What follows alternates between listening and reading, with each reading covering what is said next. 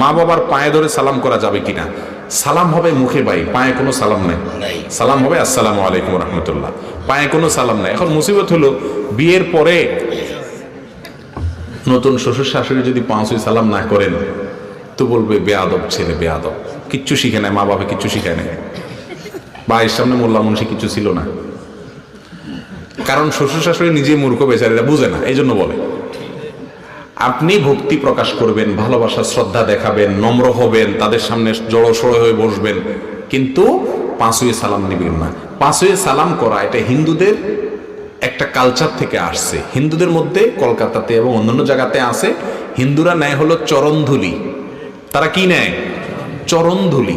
পা ছুঁয়া ধুলাগুলা নেয়, চরণধুলি নেয়। চরণ মানে পাও, চরণধুলি মানে পায়ের ধুলা নেয়। ওখান থেকে আসছে কদম বুসি, ইসলামিক ফরম্যাট আর কি। কথা বুঝতে পারছেন? আমাদের নবী সাল্লাল্লাহু আলাইহি সাল্লাম যে সালাম শিখিয়েছেন সেটা হলো মুখে, আসসালামু আলাইকুম ওয়া রাহমাতুল্লাহ। তবে বাবা মার প্রতি ভালোবাসা, মামার প্রতি ভালোবাসা চোটে কপালে চুমা খাওয়া যেতে পারে, কিন্তু নিচের দিকে না।